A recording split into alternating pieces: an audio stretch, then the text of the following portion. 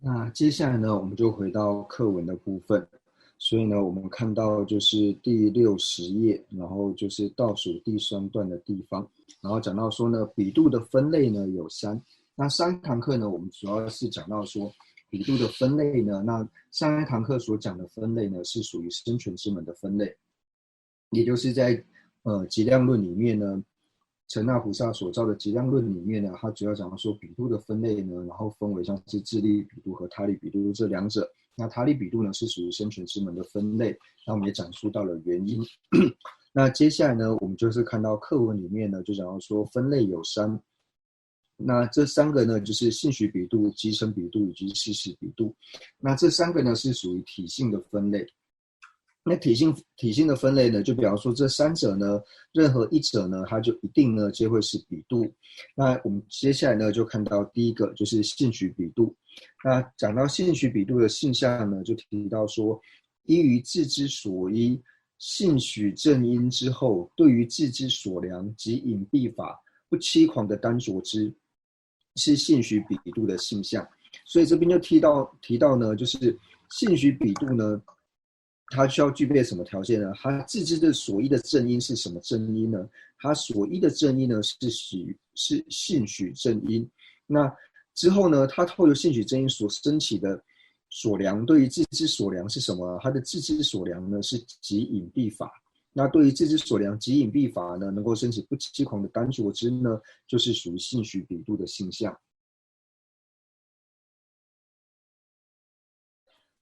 所以呢，这边就提到说呢，依于自知所依性许正因。那什么叫做性许正因呢？那性许正因呢，所讲的呢，你所信的是什么呢？就是所信的呢，就是佛陀所讲的这些经文，或是佛陀所说的这些教义呢，那你升起了信心。那对于说这个经文所提到的内容呢，是如何升起信心呢？就是提到说我们要升起性许正因的时候，该如何升起呢？那升起性许正因呢，并不仅仅只是因为说哦，你相信佛陀，所以呢，世尊这么说，所以你就相信了，或者说某某祖师呢曾经这么说，某某人曾经这么说，所以你就相信了，并不是这种方式叫做升起靠着所依的性许正因。那所谓的性许正因呢，它是要具备了三察清净圣言的这个条件。那什么叫做三察清净圣言呢？那三察清净圣言呢，那同样的呢，我们是要透由理路呢去抉择、去观察。那第一个要观察的点呢，就是所讲的这一些呢，所讲的这个内容呢，经文所讲的内容呢，它对于说现前的部分呢，是否对于限量呢是否有相违？就是第一个条件呢，它对于限量呢要不违背限量，它对于现前的这一些法类呢要不违背限量。那第二个呢，就是对于说像是隐蔽的这一些法门，隐蔽的这些法类呢，它呢要不违背比量，就是它对于隐蔽法，它要能够升起不违背比量。那第三个呢，就是提到说，对于就是即隐蔽法的这一些呢，那对于它和世间的名言量呢，要不相违，就是它对于世间所承取的这些名言量呢，是要所没有相违的。那这种呢，具备这种三种不相违，然后它没有这种过失的时候呢，就是我们这里所讲的三察清净圣言。那察是观察的察，三种观察就是这是否是清净的圣言、清净的言教。那如果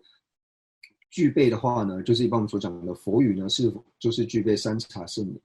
清净圣言嘛？那就是具备这三种条件，就是对于现前者呢，它就是不违背限量；那对于隐蔽者呢，它不违背比量；那对于像是极隐蔽者呢，它并不会对于世间的名言呢有所相违。所以对于说限量、比量，然后还有世间名言量三者不相违呢，那这就是所谓的三察清净圣言。那所以呢，这边我们看到性许比量的性象呢，就提到说，依于自知所因的性许正因呢，就是我们在讲比量的时候呢，是提到说依于自知所依的正因。那这边呢，就是把正因呢改为说是性许正因。那性许正因呢，就是我们如果用白话一点的方式来讲的话呢，就是对于说佛陀所讲的这个经教呢，你能够升起信心。那为什么能够升起信心呢？你是透有理由而升起信心的，而不是盲目的升起信心的。那透有理由所升起的信心是哪样子的理由呢？那就像说刚刚所讲到的，就是对于现前法来说呢，它要不违背限量。那对于隐蔽者，就是上面所讲的，就是对于这些隐蔽法呢，我们是可以，它是不会违背正因。就是可以透由正因呢，然后我们升起比量之后呢，去证得的。所以对于隐蔽法呢，它要不违背比量。那以及第三者呢，就是对于说这种极隐蔽的这种东西呢，那它是可以透由就是信许正因所能够去证的，就是它也不会去违背世间的名言量。这种角度呢，就是你透由这三种观察，发现说它跟限量、比量呢，还有世间名量三者都不相违的时候呢，就表示说它没有这种相违的过患，所以它是清净的。所以呢，这边就称之为是三观察，就是透由三种观察，发现它是清净的这种圣言，或者说言教，或者说佛陀的经论。所以在信许正因呢，就是说我们所相信的这个佛陀所讲的这个内容呢，你所相信的这个经文呢，然后呢透由观察之后，透由原因，透由正因之后呢，然后你由此而升起信心。所以呢，就是为什么会提到说，就是这里所讲到的三茶清净圣言呢？那三茶清净圣言里面呢，其实我们可以就是看到，就是了不了义呢，就是在蛮前面的时候呢，那宗喀巴大师他引到经说呢，就是比丘或智者，当善观我语，如炼结磨金，信受非为净。那就提到说呢，后世的这些比丘，或者说这些在学的这些人呢，你对于我所说的这些佛语呢，就是对于佛他自己所说的这一些经文的内容呢，那要透过就是像我们一般世间呢，对于黄金呢会有炼结磨的过程，那透由这三种过程呢，去观察之后，并不是只透由信心呢你就去相信。那所以呢，在这边呢，就是经里面讲到说，如炼结磨金这三者的时候呢，那就是用来比喻到说这边的三茶清净圣言的地方。那第一个呢，就是我们以一般世间来说的时候呢，就是讲到说我们要看这个黄金呢是否是真的时候呢，我们是怎么观察呢？那这边就提到炼，炼是火字旁的那一个炼，就是把黄金呢就是用火去烧，然后看这个黄金呢它是否是真正的黄金，它是否有掺杂其他的杂物在里面。所以第一个炼呢，它就表示说三茶清净的第一者，就是对于现前呢，我们是对于这些现前的法类呢，它是不可以违背限量的。所以第一个炼呢，表示三茶清净圣言里面的就是不为限量。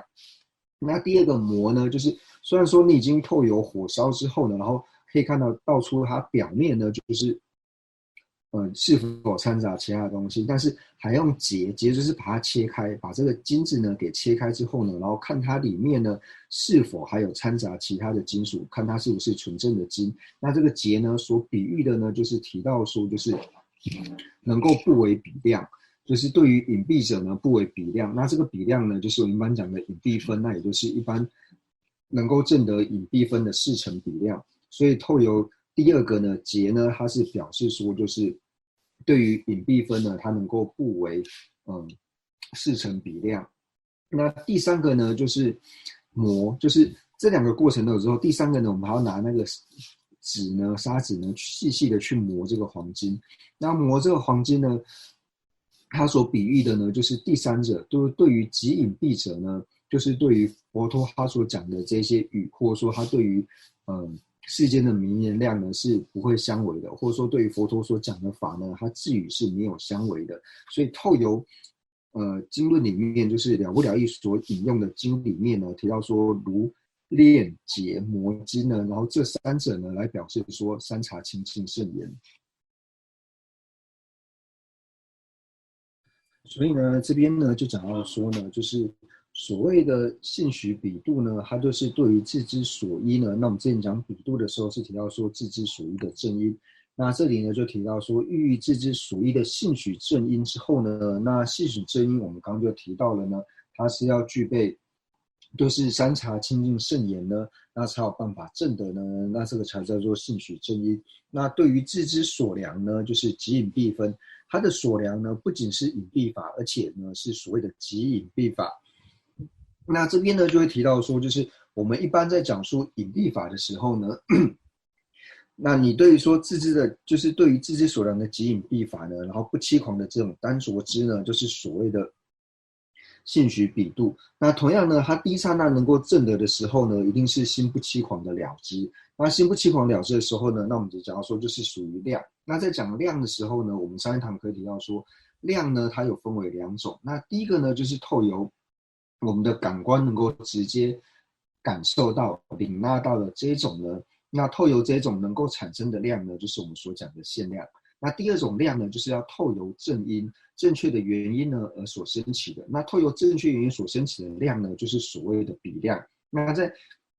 比量里面呢，又分为三种不同的量。那它这种三种不同的，不是三种不同的量啊，分为三种不同的比度。那这三种不同的比度差别在于哪里呢？差别就在于说，它对于自知所量呢，它的所量不同的缘故呢，所以分为了三种不同的比度。那第一种呢，就是提到说我们一般所讲的隐蔽法。那一般的隐蔽法呢，就是它是符合于事实的状况，就是它是符合事实，就是我们知道世间这种事实的状况的，然后透由它的所量是符合这种事实状况的，然后你透由正因呢能够去了知，对于自己的所量隐蔽法能够了知的呢，那这种呢就是属于隐蔽法。那第二种呢就叫做生生共称，那就是我们可以看到60页的倒数第3行，于自知所量生生共称。那生生共称呢讲的通俗一点呢，就是世间所共许的这些言辞，就是世间所共许的这些语言呢，就是称之为是生生共称。那透由这个呢，自知所量是世间所共许的这种言辞呢，然后所升起的这个比量呢，我们称之为叫做集成比量、集成比度。那第三种呢，就是对于自知所依性许正因。那我们就讲到了性许正因呢，我们讲简单一点，就是对于你有信心的这种经论，你能够升起信心的这种经论呢，叫做性许正因。那性许正因是怎么升起的呢？它并不是像刚刚讲的，它并不是像说你唯有信心就能够升起所谓的性许正因，它还要具备3种条件。那3种条件呢，就是我们之前所讲到的三茶清净圣言。它对于限量呢，要不为限量，不为比量。然后呢，它对于世间的共许呢，世间名言的共许呢，也要不相违，或者说对于自己前后的语言，对于智语佛陀他的智语呢，要不相违。那具备这3种呢，才叫做三茶清净圣言。所以透由因为自知所量呢，它的隐蔽分呢，就是深浅的程度，所以分出了3种不同的比度。那我们一般在讲无常的时候呢，无常它是属于隐蔽法，但呢，它并不是属于即隐蔽法，因为即隐蔽法呢，就是像刚刚讲的，它要具备3种条件之后呢，你才有办法对于说你有信心的这种经论呢，然后升取了性许正因。那所以呢，我们这边呢就讲到了说，就是在讲量的时候呢，就提到说对于限量还有比量的差别。那对于说呢，就是限量和比量呢，那限量它最主要呢是对于说现前的这些法类，那比量呢是对于说，就是我们没有办法透由现前直接透由感受直接能够领纳的，而它是要透由原因呢去了解的。那要讲说原因去了解的时候呢，又分为3种，那就是像是刚刚所提到的，就是透由对于你知之所量呢是隐蔽法，还有说对知之所量呢是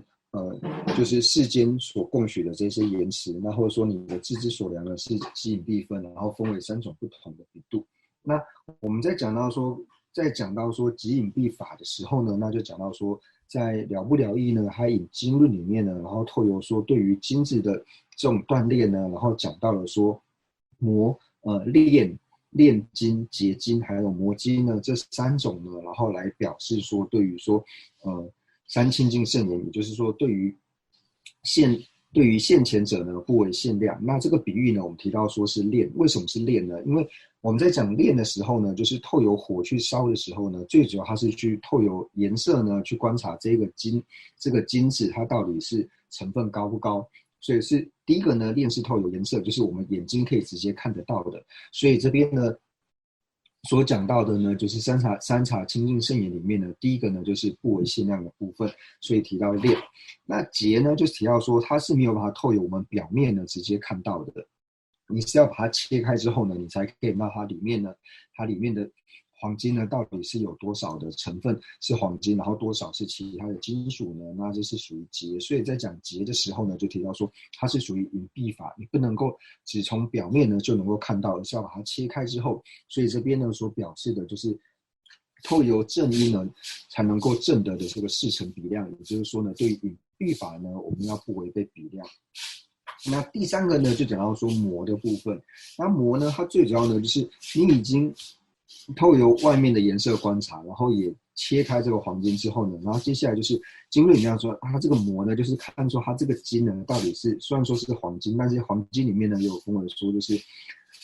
比较好的黄金，或是差一点的黄金。那这时候要怎么观察呢？就是把它拿去磨，把这个黄金拿去磨，而且磨的这个石头呢，有一种特别，就是经典里面说有一种特别的黑色的一个石头，把黄金拿在这个上面去磨呢，然后可以去看它到底是属于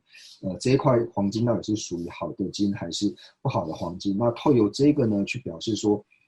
它是第三个，它是要符合三种条件的。它是要属于就是对于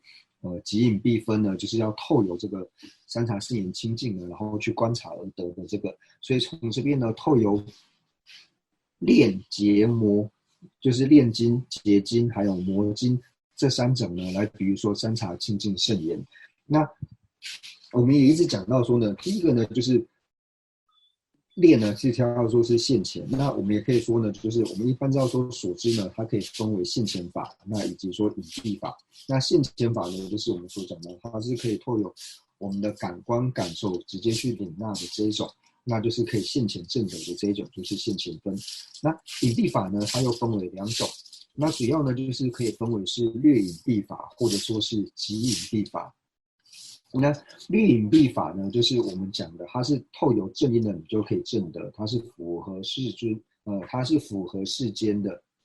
符合事实情况的这一种。那你透由正确的原因呢，就可以证得的这种是略隐蔽法。那以及呢，最隐蔽的极隐蔽法。那极隐蔽法呢，证得就是你一定要透由说你能够升起信心的这些经论去证得。那你能够透过升起信心的这些经论，它还要透过三个条件。那这三个条件呢，就是三茶清净圣言才能够证得的这种呢，叫做极隐蔽法。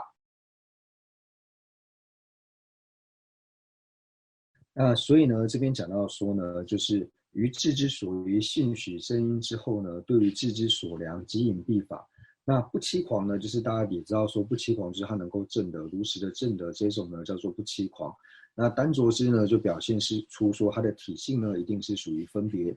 别之的体性。所以呢，在这边呢讲到说依于智之所依信许真因之后呢，那讲到说智之所依是信许真因的时候呢，那同样就排除了就是集成比度还有事成比度呢是信许比度。为什么呢？因为他们二者呢是不需要靠着，虽然说都是靠有正因，但是集成比度跟事成比度呢是不需要透由信许真因之后呢才升起的。所以第一个呢，讲到说智之所依的正因呢，等到信许真因的时候呢，就已经排除了集成比度以及事成比度呢，它是信许比度。那接下来呢，假如说对于智之所量极隐蔽法，那智之所量极隐蔽法呢，那它同样呢就可以也是排除掉了，就是集成比度还有事成比度呢是信许比度。那同样呢，它也排除掉了像是现前，因为现前呢它的智之所量呢不可能会是极隐蔽法嘛，所以像是现前还有限量等等呢，也都可以排除掉说它是信许比度。那当然说呢，对于佛来说的话呢，佛的所量没有所谓的什么极隐蔽法，因为对于佛来说呢，一切都是限量。但是总而言之，这边在讲的说，对于智之所量呢，极隐蔽法呢，就是排除掉了，就是像是集成比度、事成比度，那还有像是所有一切的现前知这些呢，把它们排除掉是属于性许比度。那不期狂呢，就是像刚讲的，他对于他自己的所量呢是能够通达的。那单着之呢，就假如说它的体性呢，一定是属于分别之。那所以呢，这边呢就讲完了，就是第一个呢，性许比度的性象之后呢，那再讲说性许比度它的事项可以安立什么呢？那这边就讲到说，无期狂的通达呢，那就是经文里面所讲到呢，因施有受用，由戒生安乐，自知所权益的比度。那为什么会讲到说这个呢是属于就是性许比度？那这边呢，就讲到说，第一个呢，就是你要无期狂。无期狂的意思就是说，你能够正确的通达，然后没有错，没有理解错误的呢，去了解到说，就是佛经里面呢，就是讲到说，因施有受用，然后由戒生安乐，就是你透由布施的时候呢，你自然就能够拥有好的这些受用。那透由戒呢，可以感得就是人天的这种果报，所以呢，由戒呢可以生安乐。那这一句经典呢，就是这个因施有受用，由戒有安乐，它所权益，就是由这一个经文它的所权益呢，就是无期狂通达这个经文里面它的所权益的这个比度呢，就是这里所讲到的性许比度。那它的所权益是什么呢？就是布施之后呢，我们可以获得财富；那持戒呢，我们可以获得人天的这种安乐的果位。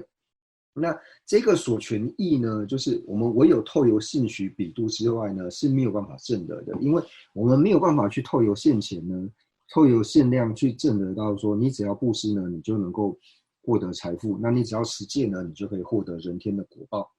那这个呢是没有办法透由现前证得的。同样的，它也没有办法透由就是一般的正因，或者说我们讲的四成正因呢去证得，你也没有办法透由就是集成正因呢，然后去证得，就是透由集成的正因呢去证得。你唯有就是透由性许正因，唯有就是透由你有信心的这个经论呢，然后透由就是三茶清净圣言，你才有办法去无误的了解到说佛陀所讲的因施有受用，由戒生安乐的这个道理，所以才讲到说无期狂通达经文，因施有受用，由戒生安乐，对于这个所权益的比度能够无期狂通达的这个经文，无期狂通达的呢，那这个呢才是属于性许比度。所以呢，这边所讲到的性许比度呢，它就是对于说经文里面呢有讲到说因施有受用，由戒生安乐的自知所权益呢，它能够无期狂通达的比度呢，然后叫做性许比度。那因施有受用，由戒生安乐的这个经文，它的所权益是什么呢？就是刚讲的透由布施呢，能够感得财富这些受用；那透由戒呢，能够感得安乐的这种。那这个它的所权益呢，我们是没有办法透由现前呢眼睛直接看到。同样的呢，它也没有办法透由世事正因，或是四成正因，或者说集成正因呢，而去证得的。那所以呢，它因为没有透过以上这些原因，它一定是要透由具备三种殊胜，就是三茶清净圣言，具备这三种殊胜的性许正因才能够证得的缘故呢，所以它叫做即隐蔽分。所以我们刚刚一直在讲说，隐蔽分呢，它分为两种，略隐蔽分以及即隐蔽分。那所谓的略隐蔽分呢，就是像说，它可以透由一般的世事正因，或者说我们所讲的集成正因这两者，你就可以去证得的。它并不需要像性许正一样具备三种就是三茶清净圣言的条件，它不需要，它只要呢能够符合于世间一般我们所讲的这一种呢，就可以证得的这一种呢，那就是属于一般的略隐蔽分，并不是即隐蔽分。因为即隐蔽分的它的条件呢，最多它要具备三种，它三种如果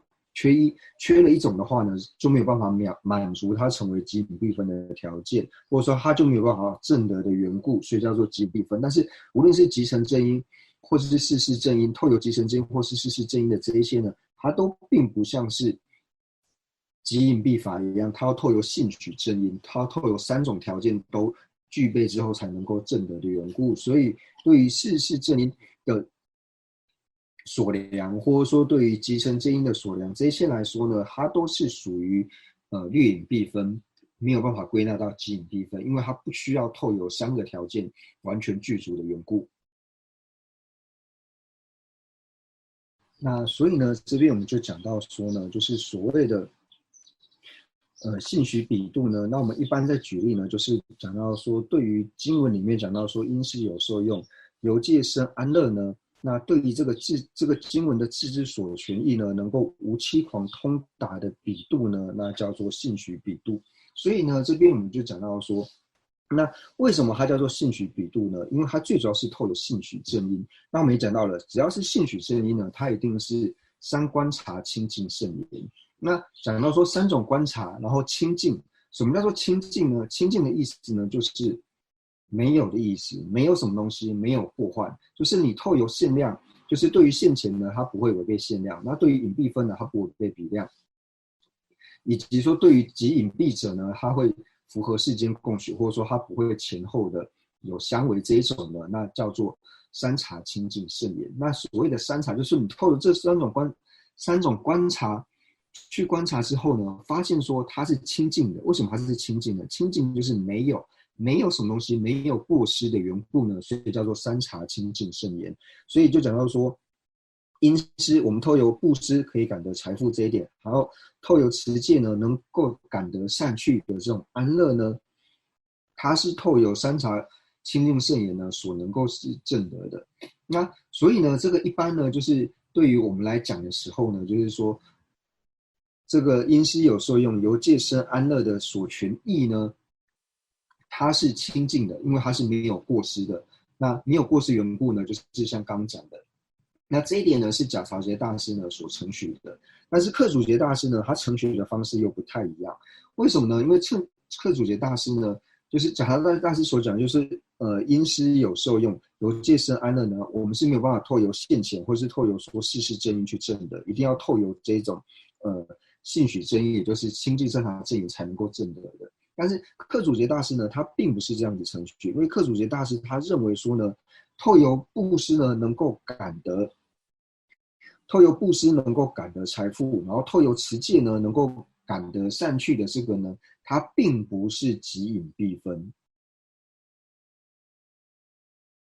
所以呢，我们在这边呢，就是虽然讲到说事项呢，是讲到说对于经文因施有受用，由戒生安乐的这个所权益呢，能够无欺狂通达的这个比度呢，叫做信许比度。那我们最主要呢，都是依照的就是贾朝杰大师的这种承许的方式。那为什么贾朝杰大师他会这样子承许呢？因为在明解脱道里面呢，他就有讲到说，像是把真上身，就是我们所谓的人天的果报，他把真上身呢安立为是即隐蔽分。为什么把真上身安立为即隐蔽分或是即隐蔽法呢？就是人天的果报为什么是即隐蔽法呢？那最主要的依据呢，就是贾朝杰大师呢，他就是把因施有受用，由戒生安乐呢，对他的所权益无欺狂通达的这个比度呢，是信许比度的缘故呢，所以同样的，他的这个所权益呢，就一定要是即隐蔽法。因为呢，证得他能够无欺狂通达他的这个比度呢，是属于信许比度的缘故呢，所以把它列为是即隐蔽法。那我们一般就是大部分的人呢，都是以这种方式做程序。那当然呢，克祖杰大师呢，他并不是这样子的程序，就是对于因施有受用，由戒生安乐的这一句经文呢，那两位呢都是程序说这个呢叫做即隐蔽法。不过呢，他们程序的方式并不一样。克祖杰大师他并不认为说，你只要说知道说你布施之后呢，能够透由布施能够感得财富，然后透由持戒呢能够感得善趣的这个呢叫做即隐蔽法。他并不程序说仅仅这个样子呢就叫做即隐蔽法。那为什么呢？因为克祖杰大师说，当我们内心之中升起了就是禅定之后，那你能够升起了六通。那六通里面呢，有一种叫做意念前后世的神通。那你有意念前后世的神通呢，你去透由这个神通，你自然能够证得说，你现在布施，那你来世呢可以感得就是人天的果位。那你真是布施，那你将来呢可以获得财富。那你现在呢好好的持戒，那你来世呢可以感得人天的果位。那这个对于这一些拥有意念前后世神通的这些人来说，就变说他可以直接证得了即隐蔽分，他可以直接证得即隐蔽法。所以他讲说，光这个样子呢，并不叫做就是光知道。光能够证得就是透由布施能够感得受用，透由持戒能够感得安乐这一点，仅仅了解、仅仅通达这个呢，并不是即隐蔽法。那即隐蔽法是什么呢？它也承许说因是有所用，由戒生安乐的这个经文呢是即隐蔽法，它的所权益是即隐蔽法。那即隐蔽分的部分在哪里呢？那克嘴大师所讲的说，并不是说刚刚讲的那样就算，因为这样的话，就像你只要像是外道也好，或是我们内道处，你凡是只要能够升起神通，能够有意念强势的神通的时候，你就可以现前证得。那就比方说，这些有神通的人，他可以证得即隐蔽分，这样子并不合理。那这个所权益的即隐蔽法到底是在哪里呢？那克嘴大师要说，因施有受用，透由布施可以感得财富。那即隐蔽法是即隐蔽在哪里呢？就是你是什么时候布施的，然后你因为什么时候布施的因缘呢，感到你哪一世能够获得什么样的财富，这个才是即隐蔽法，并不是说你透由布施就能够感得财富，这一点叫做即隐蔽法。同样的呢，由戒生安乐，你什么时候持戒，你在过去世的哪一生因为持了什么样的戒，所以你在哪一世的时候呢，你投生到了人道，或是投生到了天道，这个内容才叫做即隐蔽法，并不是只是能够了解到因为布施所可以感得财富，或者说因为持戒所可以感得人天的果报，仅了解这个呢，并不表示说叫做即隐蔽法。那这个呢是克祖杰大师呢跟贾朝的大师他们稍微承许的不同。虽然说两位呢都是承许说经文呢因施有受用，由戒生安乐的所权益呢是即隐蔽分，但是呢承许的方式呢是有所不同的。那所以呢，就是为什么要讲出这个呢？就是讲这些呢，它可以帮助我们透由理路去思维。就像刚讲到的，就是经文呢，因施有受用，由戒生安乐的所权益呢，然后能够无欺狂通达的这个比度呢，叫做信许比度。这一点呢，是克祖杰跟贾调杰大师两位都承许的。那同样呢，对于因施有受用，由戒生安乐它的所权益呢，是信许。是即隐蔽分的这一点呢，也是两位所承许的，但是他们所承许不同的地方呢，就是在他的所权益呢，就像是承许像贾和杰大师所说的，就是你了解到，就是透由布施，然后能够产生财富，由戒能够获得人天果报的这个呢，就是他的所权益，这个呢就是所谓的即隐蔽法，或者说像克祖杰大师所讲的，你对于说什么时候布施，那你因为什么时候的布施，然后感得了你哪一生得到了多少的财富，或者说你哪一生去持戒，什么时候持戒，然后感得你哪一生获得什么样的人天的果报，要了解这个呢，才叫做即隐蔽法，还是说像刚刚所讲的是属于即隐蔽法呢？那这些呢，就是透由大家呢可以去思维，因为这些大的呢所讲的这些，就主要就是要开启我们就是各种百种的理路呢，然后去思维。那即隐蔽分呢是非常非常重要的，这个即隐蔽法呢，它可以就是跟我们刚刚所讲的宗喀巴大师在《辩了无聊一上说藏论》里面呢所引到的比丘或智者，当善观我语，如练结魔经，信受非为尽。那这个寄送呢，它也可以我们所讲的。就是是一是不一的内容呢，那可以结合在一起。那关于是一是不一的内容呢，那我们下一节课呢，然后再来讨论。因为时间的关系呢，所以我们今天就先上到这边。